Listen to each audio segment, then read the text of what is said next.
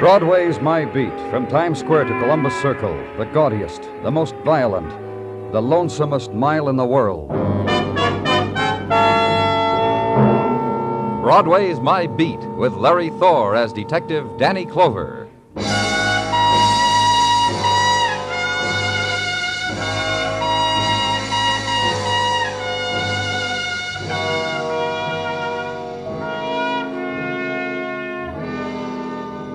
Soft night of June, and Broadway's heart loses the beat, pounds to a secret rhythm, because the winds of summer have sown the pavement with promise and already drift back into the river.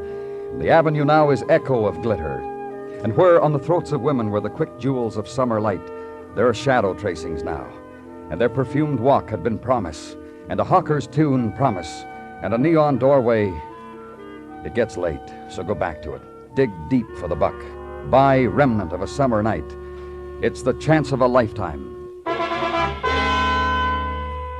And where I was in Detective Muggavan's summer pastoral, woman in white robe, woman of white hair, and threads of it drifting with flow and ebb of summer wind across the serenity of her ageless face. Woman dead. In upstairs room of tenement.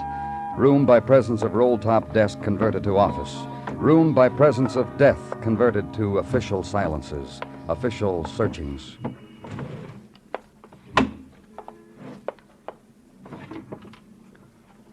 Well, Muggavan? Same things in the desk drawers, Danny. She's got all around the room. More books? Uh-huh. Same type, too. Here's one. Occult Practices of the East. Yeah, very occult. I can't understand one sentence. And this book here, Let's see. Here. Oh, metaphysics. Yeah? Metaphysics for the beginner. Yeah, these bookshelves lined with the same type of stuff in categories. Philosophy, metaphysics, primitive theologies, mysticism of the ancients. Yeah, and this whole row, paperbacks and philosophy. Very studious old woman, I'd say. You find out who... Yeah, had a little chat with the super. Knew her a long time as Sophie Bretton. Says she lived here like this 10, maybe 12 years. She was very broken up about she was shot dead. The super cried. Oh, a small wound, looks like... Uh-huh, small caliber gun. 22, I'd say. Put the call in, huh, Danny? Let's look around some more. You say so. She must have put up quite a battle, the old woman. The way things got tossed around. All this litter, junk on the floor. Books, magazines, more books. Danny? What? Found something. See? Cigarette lighter. A nice lighter, maybe $12 lighter. Initials on it. H.M. No way to cut it to make it spell out Sophie Bretton, huh? Call it in, Muggavan. We'll have You people. What do you want, mister? You got here, didn't you? You people finally got here. And so late. So much too late. And she's dead. And I tried. I tried real hard. Danny, man needs help. Yeah, he really does. And Muggavan lifted him, carried him to the bed, and lay back his shirt. There was not much blood, and the lead slug of a bullet could be seen through the film of it. But over the man, the pallor and features of shock when the entire body has been made aware of what has happened, that somehow and suddenly an attempt has been made to turn it into clay. Siren now, and the men who come with it, squad of the Black Bag, composed of technicians, interns, photographers, and a small, silent man who sniffs. Dead woman and injured man in competent hands. Leave. And the new morning comes around through a bedroom window, causes an alarm clock to ring, causes the world to happen to you again. Dress, breakfast, and work. Check into headquarters, then down to emergency hospital and Dr. Sinsky. Here's the bullet from his shoulder, Danny, a .22 caliber. Send it through to ballistics for me, will you, Doctor? Of course. You may go in and see the patient if you like. Here's his chart. Name's Harry Madison. Address. Pierced ligamentous attachment of the sternocleidomastoid. Don't look like that, Danny. He's all right. He's getting ready to go home now. Thanks. Good morning. Hello. I'm Danny Clover. I'm from the police. I'll give it to you fast. I've got to get out of here. Good. Okay, nurse. The shirt's in that package there. Unwrap it. I've had to send out for a shirt, Mr. Clover. Most men do after it's been shot through. How do you like me shot, huh? Tell me about it, Mr. Madison. How's Sophie Bretton? Dead. I knew it as soon as it happened. It's a feeling you get. If you've ever seen a wild man walk through a door and see him whip out a gun and take a pot Is shot... that what happened last night? Okay, nurse. Help me on with the shirt, huh? I was there. You must have figured that already. I was there, and I was sitting with her, with Miss Sophie. How come? What do you mean? Well, why were you at Miss Bretton's place last night? Why is anybody there? I'm not sure. You tell me, huh? Now button it, huh? She talks to you. You got troubles, you come tell her, and she talks to you. She's got second sight. She talks to you, and you go away and feel better. Drop a couple of bucks in a cigar box on your way out, and figure you're getting the bargain of your life. Now, last night... Well, I was sitting there, and she was talking to me. Door swings open, and the nut come running in with a gun. What did he look like? You got me. Listen, I don't want any trouble out of you because I happen not to know what the man looks like. Well, I heard of a time when they had a man busting into a classroom in a college and shoot a couple of blanks off and run right out, and none of those college students... All right, just about last night. He yelled at Miss Sophie that she was a phony and shot her. Then he took off. I ran after him. Just as I almost caught him, he turned and shot me. I remember. He was a medium-sized man. I remember now. This your cigarette lighter, Mr. Madison? Yeah. Can I have it? Or you need it for a clue or something? You can have it. Hand me my wallet, will you, nurse? While you're at it, take a buck out of it and keep it for yourself. Buy yourself something.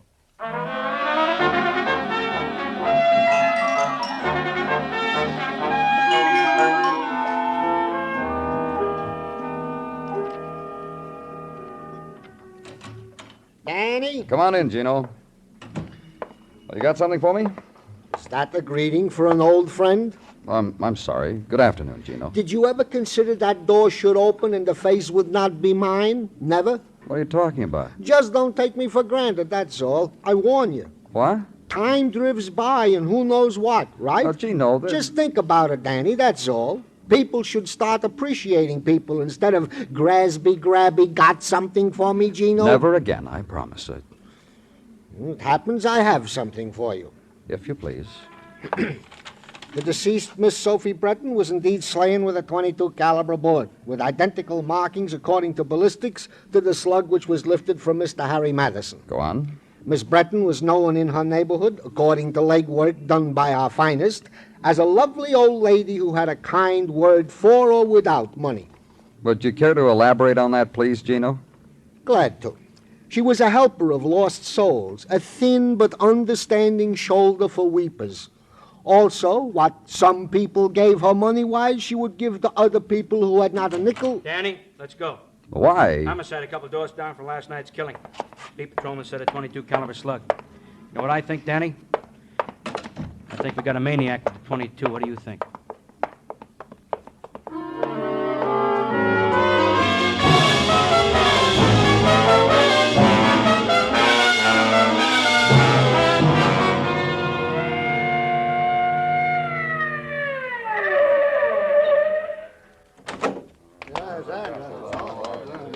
The word don't take long to hit, does it, Danny?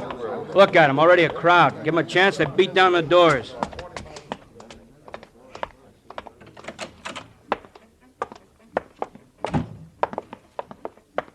Officer? Room down at the end of the hall, Lieutenant. Yeah, thanks.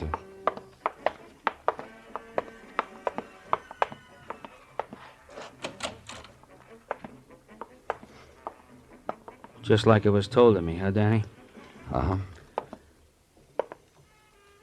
Yeah, just like it was told. Man hit by a .22, man real hurt, man real dead.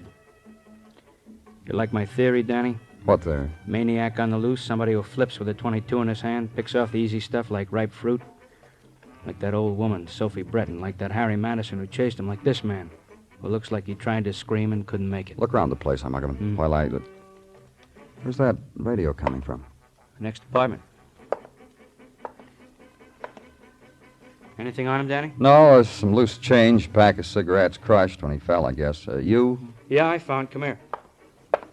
What? Yeah, these books stacked here in the corner. I've been running down the titles. Look. Mm-hmm. Same kind we found in Sophie Bretton's place. All of them. Same subject, same reading matter. There's something else. What?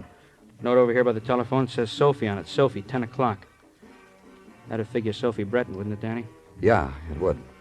And he's dead. Wonder when that man with the .22 is going to run out of bullets, Danny.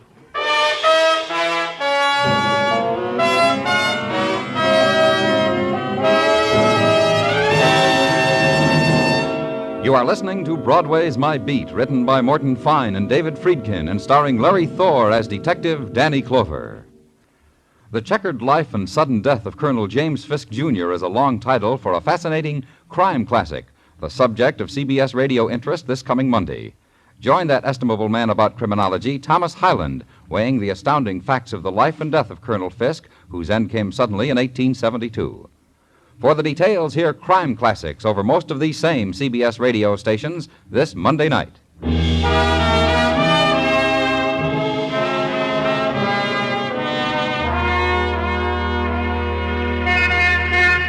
The late afternoon on Broadway is a dreamy carousel, figures in pastel that drift by and spin slowly and never come back again.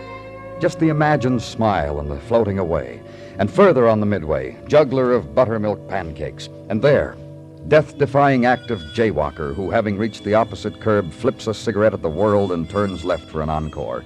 And there, the strong man, holding high a bag of knishes. And his admirer, the whimsical girl with the golden hair, today a waitress at her enameled and lighted fountain of eternal orange juice.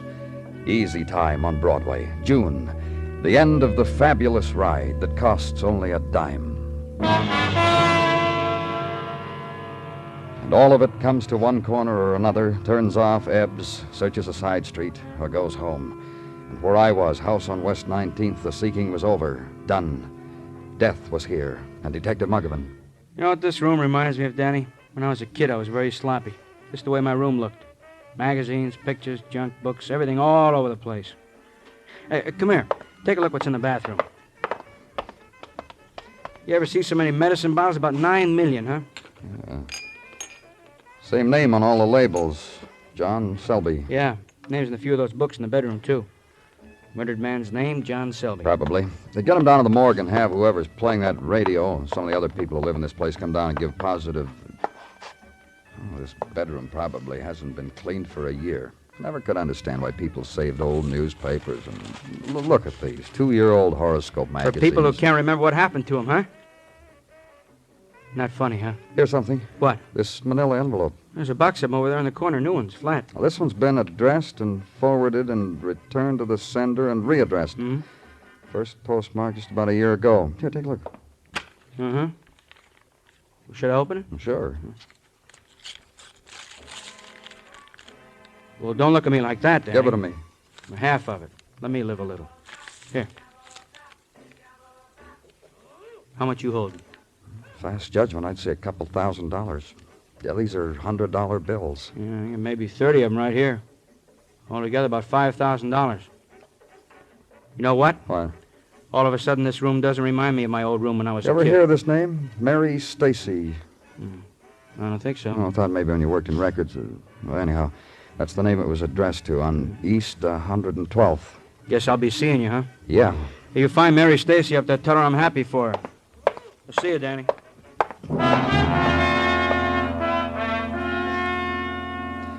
Legwork, then. Wander a twilight of summer. Search for a woman who had been chased by $5,000 and who had, in flight, somehow managed to successfully avoid her pot of gold. Gift, debt, gratuity, alms from a man now dead, and know not which or why. So, legwork and search. And first address on envelope becomes a thing colored by tenement and screech of children fleet on pavement and through adjoining alley. Becomes a man in undershirt and great freckled bulging of arms, on them glint of red down, and suspenders loose hanging to the knees. And be told while he scratches a dachshund's ear that 4 years ago, maybe a Mary Stacy did live there, rented a hall bedroom. Sure, Mary Stacy, remembered because a man once had come and inquired for her after she moved. Only way anyone in the house knew she was even alive. Man given a forwarding address which Mary Stacy had scribbled on the wallpaper. Not to be forgotten, the man reckoned. And leave him, and to the next address, and a woman works the soil of a potted geranium, asks, kindly hand her the mulch, tells you, Mary Stacy had a room with her. Mary Stacy was elderly and quiet as a mouse and often wept little tears as became her, and then moved on, leaving the geranium and forwarding address behind her. And third address, a 16-year-old girl who says, you care about Mary Stacy? Grins with both hands, pushes her hair up from the back of her throat, says, yes. Mary Stacy took a room from her mom. A creep, moaned and cried, so a girl young and dreams to be dreamed couldn't latch onto an eyeful of sleep. And fourth address, then, last address, in fall of night. And the man, Mr. Remsen, who offers you a rectangle of stoop. Sit, mister. Sit, you get the chance. Any minute, these steps get fat and sweaty. You knew Mary Stacy, Mr. Remsen? You need her for something? Just trying to find her, that's all. You need her, huh? Look, Too bad.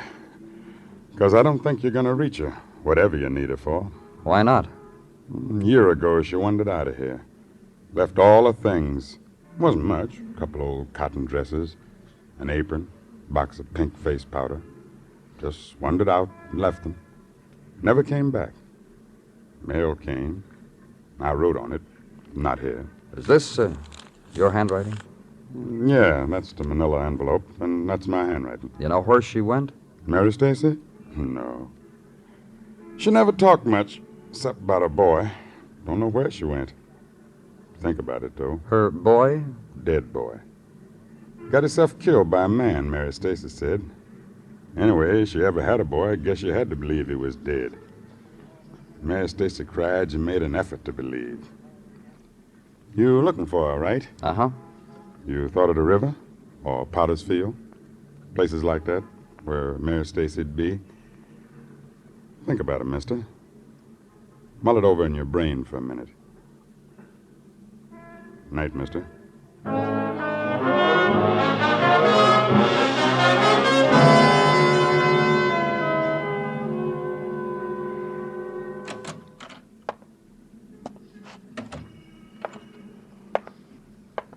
Danny? It's me, Muggavan. Who'd you think? You're tired, huh? Real tired. Yeah, I'm tired. You get any supper? No. I got supper. Feel good, too, not tired. I'll remember to eat from now on so I can be like you. Flabby, huh? I'm getting flabby, so's you noticed, huh? Mrs. noticed it, too. She likes it. Says it gives me a... Some other time, huh, Muggavan? All right. I'll tell what the missus whispered to me some other time. Right now, I got other things for you. Yeah, that's nice. Sure, it's nice. Shows we're making progress. This, for instance. Friends and neighbors came down the morgue, stood in line, positively identified a fellow there as John Selby. When they left, their faces looked like, where's the door prize? I didn't give out any. That's all you got. Huh? You really are tired, aren't you? Muggavan, That's not all I got. While enjoying a cold supper, I dug through lots of files and records. I ran across one marked Stacy, open file. All right. All about a 19-year-old boy. Robert Stacy.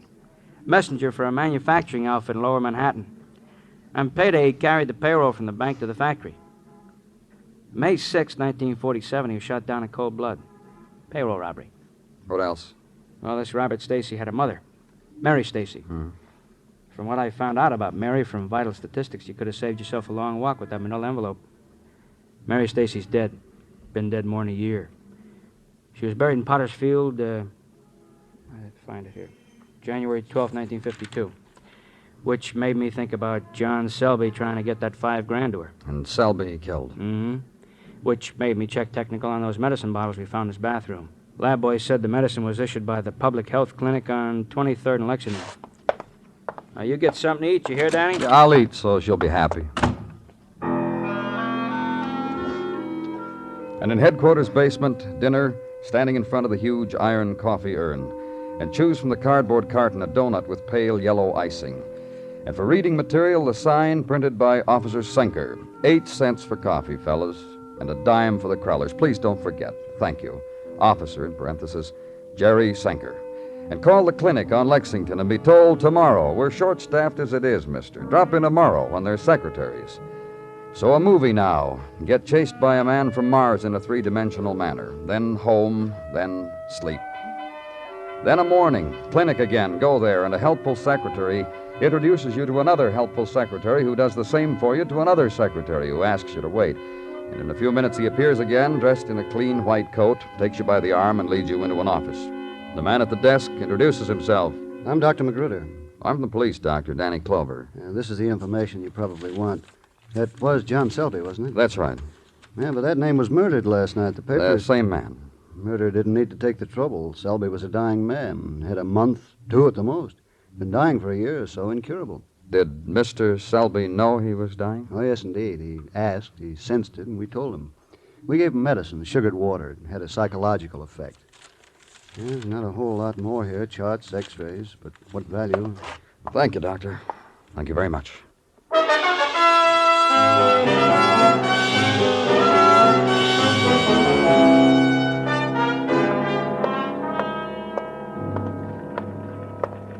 Muggavan? Huh? Oh, hi, Danny. What'd you get? The man at the clinic said Selby was a dying man. Yeah? Good diagnosis. He died. You get something? Mm-hmm, I think. What? Well, I've been here with my nose in records and files ever since... What did you get? Well, that payroll robbery where the kid Robert Stacy was murdered. There was $10,000 stolen. And we found half of it in the envelope in Selby's room. Mm-hmm, yeah. Oh, and this file says there was an eyewitness to the robbery. Oh? Yeah. He appeared at the coroner's inquest. You know, got his pictures in the paper and everything. Very dramatic account how he was walking across the street when, boom, boom, there was a couple shots. Kid screaming from the sidewalk, man running away with a briefcase and a gun. Eyewitness was kind of stunned by it all. Couldn't identify the killer. You got the... Yeah, sure. Here's a signed statement, Danny. Go on, read it. Read all of it. Real interesting. Especially down toward the last part, where he signed it. Harry Madison. Mm-hmm. I'll put the call in for a squad car.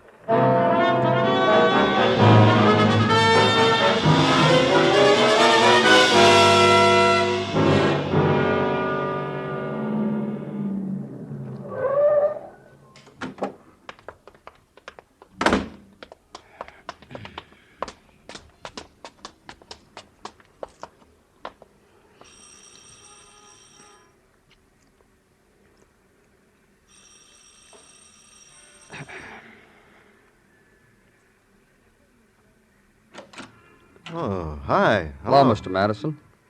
This is Detective Muggavan. Hi. You don't mind if we come in, huh, Mr. Madison? I wish you would. Thanks. How's the shoulder? Funny thing just happened. What? You remember that nurse at the hospital helped me with my shirt? She just left here. Redressed the bandage. Did the shirt bit again. Volunteered. Doorbell rang, I answered it, and there she was with a first aid kit. I guess you're just the kind of fellow draws attention to himself. I knew a fellow like that once. You don't say. You mind telling me what happened night before last when that woman, that Sophie Bretton, when she was killed? I told him. I told a lot Tell of... Detective Muggavan. I even dictated it once. Can't he read? Well, we got a new girl in the shop. She misplaced the transcript. Well, tell me. I was sitting there telling Miss Sophie my troubles, and this crazy man burst in. You still can't remember what this crazy man looked like, can you? Middle height. I told you that. That's all I can remember. Mm-hmm. Oh, go on. He called Miss Sophie a phony, shot her. Then he ran. I ran after him. I almost caught him. He shot me. Then what did you do with the gun? Huh? He said, then what did you do with the gun? I said this guy turned, and he shot me. All right. Tell us again why you went to see Miss Sophie. Troubles. Miss Sophie had a sympathetic ear. Some people are born to listen to other people's troubles. You a troubled man? Oh, some days it's awful. Those are the days you don't attract attention, huh? Hey, what is this? What did you do with the gun? Gun? .22 caliber. Well, you guys... What did you do with it? Well, you can search the place. There's no gun. Throw it in the river? I told Sewer? you. Will you listen? Garbage can? I'm trying to tell you. What? I don't know what gun you're talking The about. gun which fired the bullet which shot you, which fired the bullet that killed Sophie Bretton. That's because I ran after the guy. Which fired the bullet that killed John Selby. Okay, Harry, now tell us who fired the bullet that killed the messenger 5 years ago. You? You kill that boy, Madison? Listen, 5 years ago, a boy was shot down and $10,000 was stolen. I don't know what you're talking about. You witnessed it. Oh. And half of it turns up in Selby's room. He'd been trying to mail that money to the boy's mother. Why? How do I know? We think we know why. Figures that Selby was in on that robbery, and a boy was killed. And you were in on the robbery, too. Weren't you? Eyewitness. Very clever. Fooled everybody. I didn't kill that boy. Selby held on to his half of the bankroll money, became conscience-stricken, and tried to locate the boy's mother and give her his share. He couldn't find her. Then last year he found out he was dying and told the whole story to a gentle old lady named Sophie Bretton. Where's the gun, Harry? I'm telling you, I didn't kill that boy. Selby did? Yes. All right, come on, Harry. Where's the gun? The one you wounded your shoulder with. Harry? He threw it away. I took it apart. Dropped off a piece here, a piece there. Listen. Yeah? He didn't have to tell that crazy old woman, but he did. I tried to reason with her. She gave me a book to read. Then you know what she did? What? She told me to go away and then come back. When I did, she told me she'd meditated over it and come up with I should give myself up to the police. That's what you should have done. She said if I didn't, she would have to tell the police herself. She said she meditated on that, too. And you had to kill Selby because you're afraid he'd tell someone else. Selby was dying, you know that. Guy starts dying, he babbles, runs off at the mouth. You don't know what he's going to come up with to say next. He goes on and on and on. Just because he's dying, he wants to get everything out before it's too late. Like I remember once just after I shot that messenger kid, I was afraid I wouldn't have time to get rid of the gun, but Selby took it from me. I can see it just like it was yesterday. Kid standing there on the floor.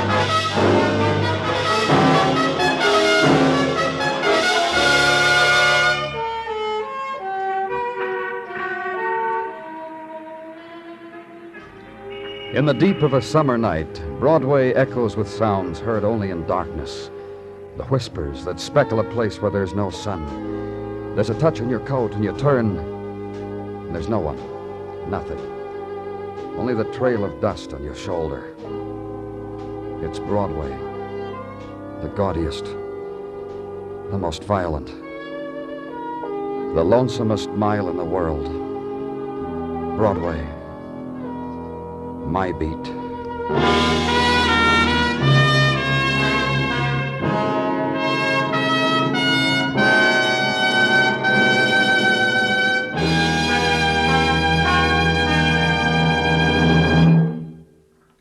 Broadway's My Beat stars Larry Thor as Detective Danny Clover, with Charles Calvert as Tartaglia and Jack Crucian as Muggavan.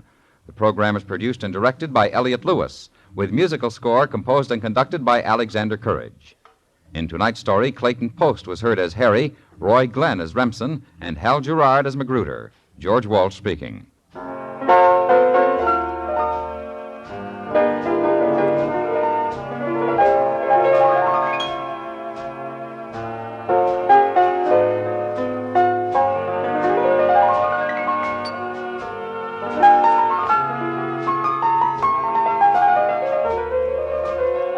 A reminder to all able-bodied mystery fans, Tuesday night on most of these same stations, those devil-may-care amateur detectives, Pam and Jerry North, run afoul of a coat of arms in their search for clues to a baffling murder. They may need every bit of help you can rally from your armchair to aid Mr. and Mrs. North this Tuesday night on most of these same stations, when CBS Radio turns them loose on their latest case. Stay tuned now for the Vaughn Monroe Show, which follows immediately over most of these same stations.